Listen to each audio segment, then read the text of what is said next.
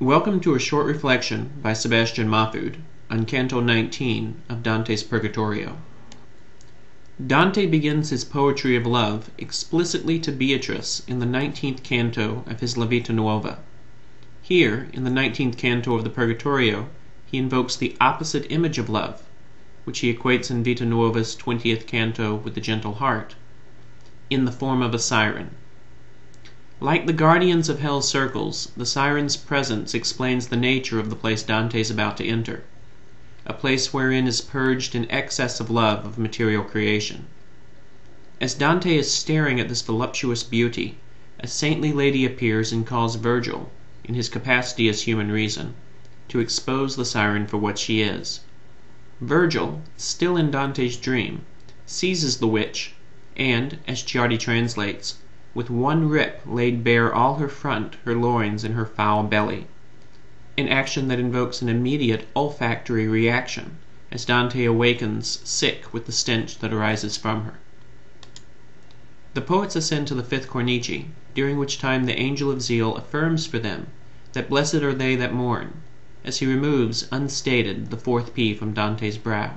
Virgil notices that Dante's mind is troubled, and gives him instruction concerning the ageless witch, for whom all the souls in the cornices remaining above them weep. By now, they've reached the 5th ledge, with Dante's running up the staircase. Since Virgil is leading, we can assume he's also running, if Dante can't yet outpace him. What they find is a ledge so overly populated that souls are packed onto it as close as the staircase, which hasn't been the case with the ledges below, where the poets in at least one case are described as having to walk a mile before they met their first troop of penitents. This is the ledge of avarice, both the prodigal and hoarding kinds, with the souls crying out over and again, "My soul cleaves to the dust." It is likely Virgil who asks for directions, though by this point both poets should know to turn right and follow the sun. The question is likely meant, though, as a lead-in to the next question of what this ledge entails. Virgil is answered by Pope Adrian V, who articulates what we readers have already come to surmise, that those who have no guilt to purge in this area can bypass it and continue the climb. Dante takes the opportunity to ask the soul about its circumstances, promising in return to bear back to the living his prayer request. The soul replies that he was the successor to St. Peter, and held the papacy for just over a month before he died. It was only on his ascension to the papacy, in fact, that he saw the error of his life, that he'd spent it in avarice, and at that moment repented. Because the avaricious did not raise their eyes to the shining spheres, he says, but kept them turned to mundane things, so justice bends them here to earth, in this place of tears. Dante knelt to him in reverence, and learned that such fealty is no longer warranted, for all contractual obligations, even the supernatural ones, are cancelled upon death, a point Adrian makes when he invokes Christ's words, that none marry or are given in marriage.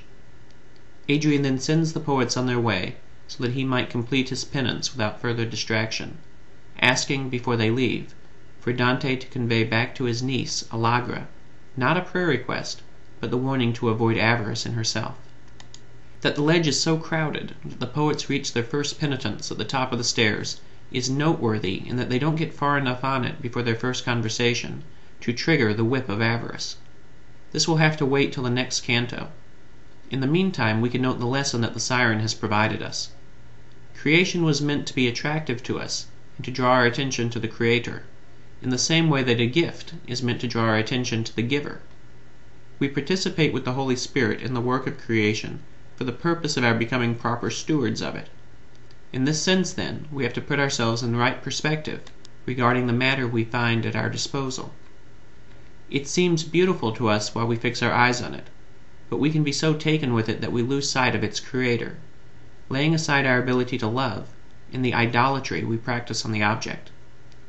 There is no problem with our growing wealthy as a just compensation for our work, but when we substitute money for God, we've set up an obstacle that removes God from our line of sight.